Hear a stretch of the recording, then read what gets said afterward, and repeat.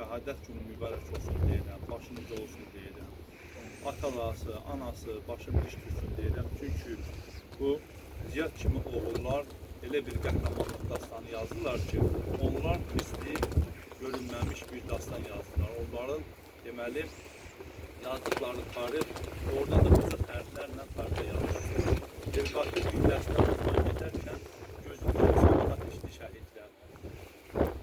Üçlənçli bayrağın qanları ilə vətən torpağından çəkdi şəhidlər.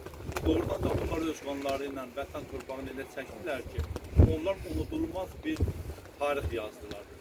Bir müəllim olaraq mən şəxsən fəxr edirəm ki, və bütün məktəbimiz müəllimləri fəxr edir, şagirdlər fəxr edir ki, mən fəxr edirəm ki, belə bir şəhidin müəllim olmuşam.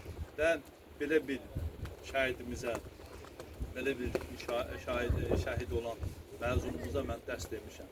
Və bununla biz fəxr edirik.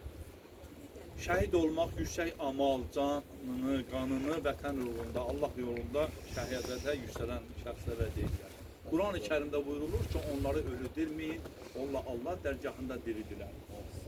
Çünki Peyğəmbərimiz sallallahu əleyhi və səlləm buyurur ki, 4 məqam sahibi var ki, onlar şəhid deməli cənnətlikdirlər. Alimlər, Quran hafizləri və şəhidlər. Şəhidlərin məqamı o qədər yüksəkdir ki, onlar təkcə özləri üçün yox, tanışları, qohum-əqrəba, ona yaxın olanlardan 70 nəfərinə belə bir şəfaət edəcəklər. Biz də arzu edərdik ki, belə bir şəhidimiz bizlər üçün də şəfaət eləsin. Məqamı yüksək olsun şəhidimiz. Allah bütün şəhidlərimizə rəhmət eləsin. Onların sayəsində biz alnı açıq, qürurlu gəzirik.